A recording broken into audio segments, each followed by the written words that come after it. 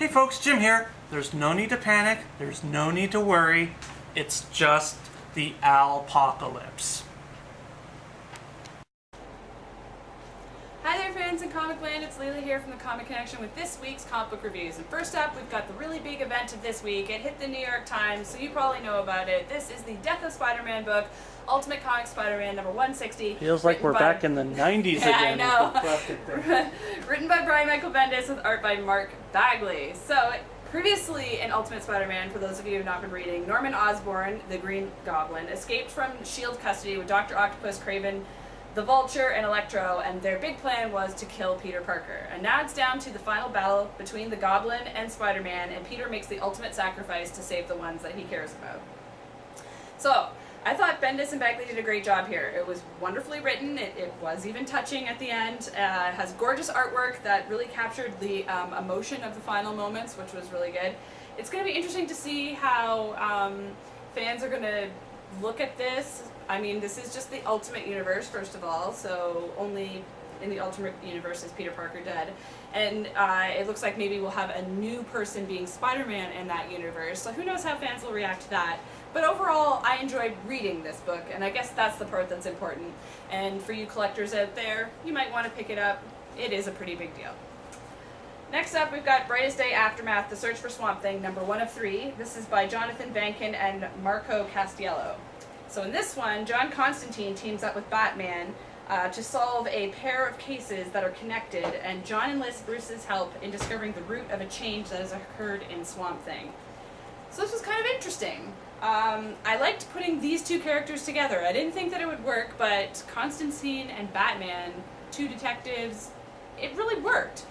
I can't explain it. The artwork was pretty good. I'm not sure where they're going to head up with this storyline ultimately and what it's going to mean for Swamp Thing and if most readers really care, especially going into the new DC universe. But I really enjoyed this book, and I'm interested to read the other two, if only to keep seeing the interplay between Constantine and Batman. So, if you can, give it a chance. Next up, we've got Flashpoint, Lois Lane and the Resistance, number 1 of 3. This is by Dan Abnett and Andy Lanning and Eddie Nunez. So in this one, while covering the International Fashion Week in Paris, Lois witnesses the destruction of Great Britain and the rise of New Themyscira. You know that place where the Amazons... Themyscira. That's the one. The place where the Amazons live. Anyway, there Diana and her Amazons are raising an army through sort of a forced recruitment, one would say, to fight the Atlanteans following the assassination of Queen Hippolyta, which happened in the book that I told you about last week. And Lois soon finds herself recruited by Cyborg to find intel from behind enemy lines. I thought this was great. I really enjoyed it, but I liked the Wonder Woman and the Furies book that we read before. And if you liked that book, then this one is sort of a natural continuation of that. They're sort of tied together a bit. I'm really enjoying some of the smaller Flashpoint books. I'm not reading the main series, but I'm enjoying this one, and I'm interested to see how it all wraps up in the end. And last but not least, we've got a special review for you. This is from last week, but I don't know if you read online that this book is from Zenescope, and it is sold out, and they're currently thinking of going to second printing. So I thought, well, we still have those. Let's see. Let's read it and see what it's all about. So this is called Fly, and it's by Raven Gregory and Eric J. So in this one, Eddie receives a visit from his superpowered ex-girlfriend who beats him within an inch of his life for some information that he's unwilling to give her.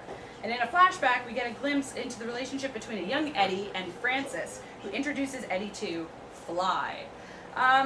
Okay, so the sort of bit of the story behind the book is that the author for this book is basing this on his struggle with meth addiction, which is kind of interesting, and it weaves a tale about the consequences of addiction and what happens when superpowers aren't so super. So it's kind of cool. The artwork is gorgeous, pretty much what you've come to expect from Zenescope, but what really surprised me, unlike some Zenescope books, was that the story is really well done.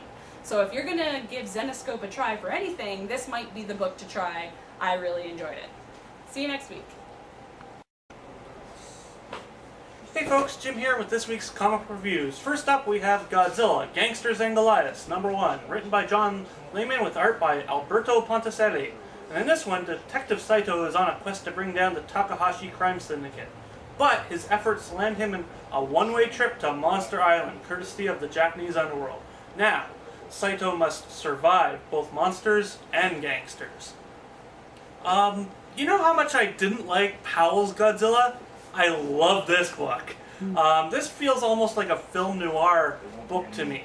It really emphasizes the danger of the monsters, and it's just actually great. It's well drawn, it's well written, it's everything a Godzilla book should be, unlike Powell's book.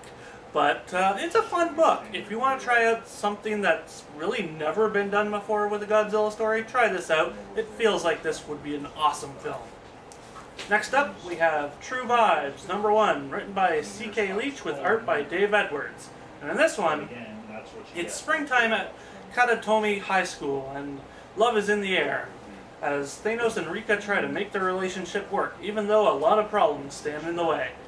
This one's by... the art by Dave Edwards is pretty good. I've always liked his stuff. He's quite good. He's getting better as he goes along through the years. I've been following him for a long time, so I really like what he's doing with this. Story-wise, it's okay. It's your typical high school romance slash girl on boy type thing, but it's not bad.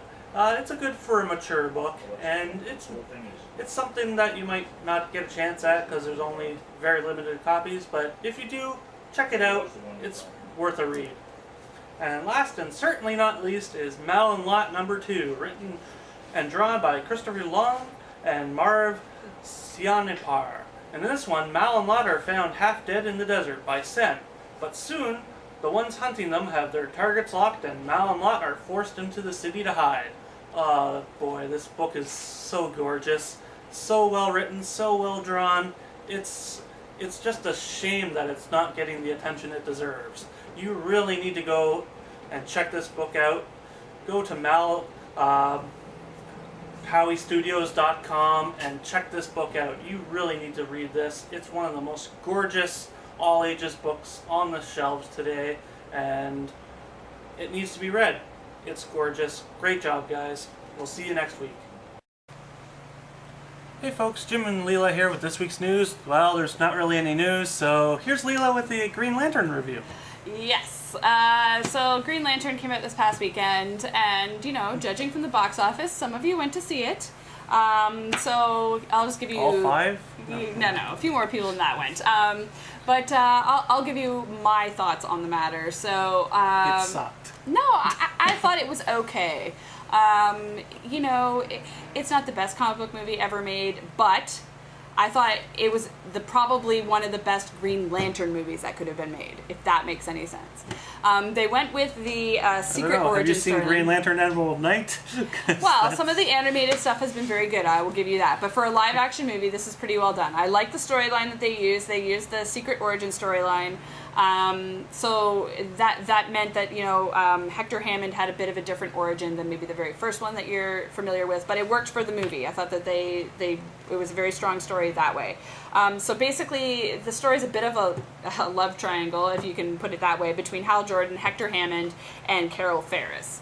So the relationship between Carol and Hal is given a little bit of short shrift, and you can see why they might like each other and all that, but it's not really built up that much. The first part of the film is basically to establish their relationship, to make you care about him wanting to save the Earth later, and it's only semi-effectively done. But after that, basically Abin Sur's spacecraft crashes and Hector Hammond gets infected, and then he becomes the evil dude that he is. Strong standouts in this movie for me were Mark Strong as Sinestro. I thought he did an amazing job. If you don't know who Mark is, he played Frank D'Amico in Kick-Ass. He's awesome, and you're going to see him in the upcoming John Carter movie. I also thought that Jeffrey Rush did a great job as Tomari, and Michael Clark Duncan as Kilowog. Who else could have done the voice for that character? Pretty much, yeah. And besides, he needs to work. Yeah, and the interactions between him and the Ryan Reynolds Hal Jordan was really well done, I thought, in the training sequence. And I didn't know this until I looked it up, but that Temuera Morrison, was Abin Sur, and I never would have known from the face that was him. And for those of you who don't know, he played Jango Fett in the Star Wars movies, and I actually thought that he did a really good job in his small part of the movie. It really drew you into the movie and got it going. Some people don't like the look of the villain in the movie and complain about the CGI backgrounds and all that, but I've got to say that overall there's no other way that some of those things could be done, and I overall enjoyed the movie. Some of you probably have pretty strong feelings the other way, but I thought it was worthwhile to see, and I'm glad that comic book movies like this are getting made, period. So go out and support them so that we can see more and even better ones. That's it for this week.